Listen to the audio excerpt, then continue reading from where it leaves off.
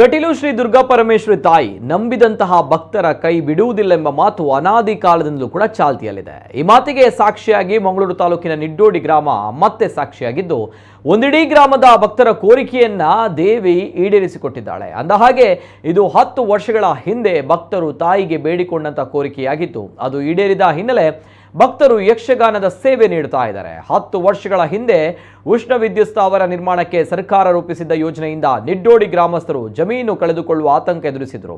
ಸುಮಾರು 1200 ಎಕರೆ ಭೂಮಿಯನ್ನು ಈ ಗ್ರಾಮದಲ್ಲಿ ಸ್ವಾಧೀನಪಡಿಸಿಕೊಳ್ಳಲು ಸರ್ಕಾರ ಮುಂದಾಗಿತ್ತು. ಹಲವು ಹೋರಾಟ ನಡೆಸಿದ ಜನರು ಕೊನೆಗೂ ಕಟೀಲು ದುರ್ಗಾ ಪರಮೇಶ್ವರಿ ತಾಯಿಯ ಮೊರೆ ಹೋಗಿದ್ರು. ನಿಡ್ಡೋಡಿ ಸೇರಿ ಸುತ್ತಮುತ್ತಲಿನ ಗ್ರಾಮದ ಜನರು ಸೇರಿಕೊಂಡು ತಾಯಿಯ ಬಳಿ ಗ್ರಾಮವನ್ನ ಉಳಿಸಿಕೊಡುವಂತೆ ಕೋರಿಕೊಂಡಿದ್ರು.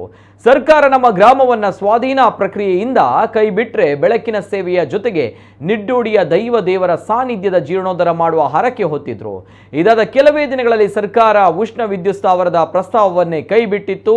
ಅಂದು ಅರಿಕೆ ಮಾಡಿಕೊಂಡಂತೆ ಇಂದು ಗ್ರಾಮದ ಜನರು ನಿಡ್ಡೋಡಿಯ ದೈವ ದೇವರ ಸಾನ್ನಿಧ್ಯ ಜೀರ್ಣೋದ್ಧಾರ ಮಾಡಿ ಕಟೀಲು ದುರ್ಗಾ ಪರಮೇಶ್ವರಿಗೆ ವಿಜೃಂಭಣೆಯ ಯಕ್ಷಗಾನ ಸೇವೆ ನೀಡ್ತಾ ಇದ್ದಾರೆ.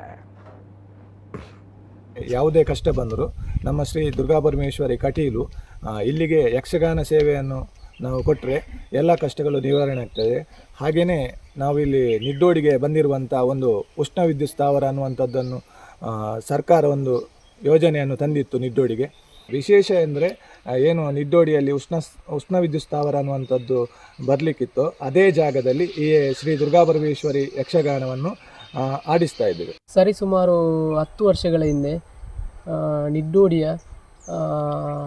ಕೊಳತ್ತಾರು ಹಾಗೂ ಹತ್ತಿರದ ಗ್ರಾಮಗಳಲ್ಲಿ ಉಷ್ಣ ವಿದ್ಯುತ್ ಸ್ಥಾವರವನ್ನು ಸರ್ಕಾರವು ಮಾಡಲು ರೂಪಿಸಿತ್ತು.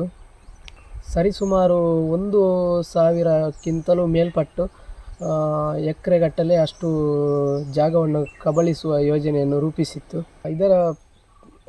ಇದರ ಪರಿಣಾಮವಾಗಿ ನಾವು ಊರಿನವರು ಹಾಗೂ ಪರ ಊರಿನವರು ಎಲ್ಲರೂ ಒಟ್ಟಿಗೆ ಸೇರಿ ಮಾತೃಭೂಮಿ ಎಂಬ ಸಮಿತಿಯನ್ನು ರಚಿಸಿ ಎಲ್ಲರೂ ಹೋರಾಟವನ್ನು ಮಾಡಿದೆವು. ಈ ಸಂದರ್ಭದಲ್ಲಿ ಊರಿನವರು ಪರ ಊರಿನವರು ಸಾವಿರಾರು ಮಂದಿ ಒಟ್ಟಿಗೆ ಸೇರಿ ಕೃಷಿ ಭೂಮಿಯನ್ನು ಉಳಿಸಲು ಬಹಳಷ್ಟು ಪ್ರತಿಭಟನೆಗಳನ್ನು ಮಾಡಿದೆವು ನಾವು. ಇದರ ಫಲವಾಗಿ ಸರ್ಕಾರವು ಯೋಜನೆಯನ್ನು ಕೈಬಿಟ್ಟಿತು. ಈ ಕಾರಣದಿಂದಾಗಿ ನಮ್ಮಲ್ಲಿ ಈ ಕೊಳತ್ತಾರು ಎಂಬಲ್ಲಿನ ಜಾಗದಲ್ಲಿನ ನಾಗಬನ ಹಾಗೂ ದೈವಗಳನ್ನು ಜೀರ್ಣೋದ್ಧಾರಗೊಳಿಸಿ ಅದಕ್ಕೆ ಕಟೀಲು ಶ್ರೀ ದುರ್ಗಾ ಪರಮೇಶ್ವರಿ ಯಕ್ಷಗಾನವನ್ನು ನಾವು ಇದೇ ಜಾಗದಲ್ಲಿ ಸೇವೆಯ ಆಟವಾಗಿ ಕೊಡುತ್ತಿದ್ದೇವೆ.